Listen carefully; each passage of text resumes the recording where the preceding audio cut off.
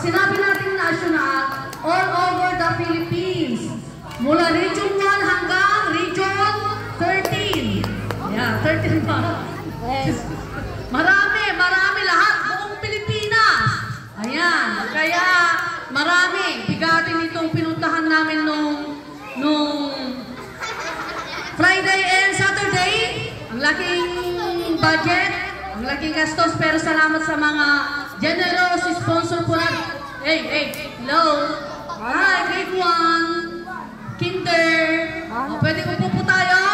Ayan. So, tinatawagan ko ang ating national science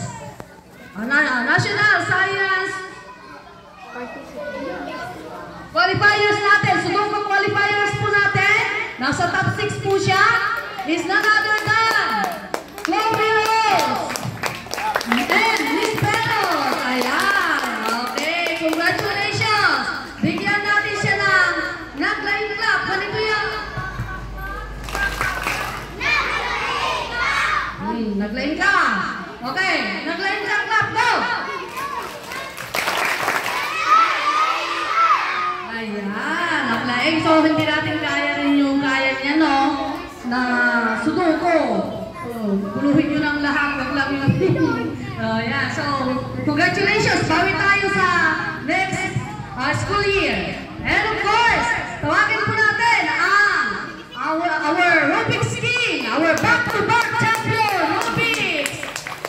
Okay, nalagyan Grayson, Tyler, Nick, Kalim. Ayan, ang laki ng medal niya. Ang laki, di ko napansin pala ito. May ano pala dito. Oh, first place awards. Excellence, award of excellence. So, siya ay isang champion, sabi ng head facilitator. Gusto ilaban ka sa ilaban ka sa high school. Isa. Okay, so ayan, palakpakan po natin. Of course, our trainer ay ang coach ni Chloe is none other than Sir Hill O. Rabanal Jr. Straight by her mom, Mami Marilo Desperos. Of course, our trainer ni Grayson is none other than Sir Ronnie Bimaliwat and Mami Ella Khalid. And of course, ang coach, iba kasi ang coach, iba pa yung trainer, di ba? The coach, of course, yours truly, Justin Pitara. Of course, alay na kayo mga school head.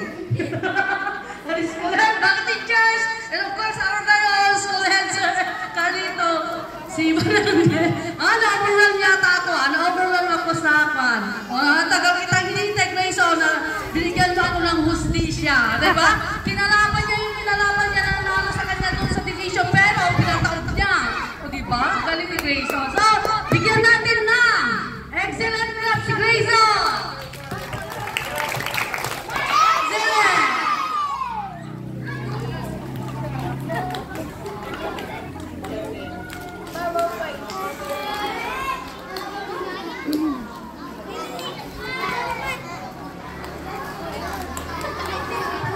Yan! Ang ganda yung mapunta din yung Grayson. Intaray na! Namigwa pa yung inalyaw na! Ayan, so congratulations once again! Ayan, so ngayon sir, yung sa division, nagtaas sila ng report naman.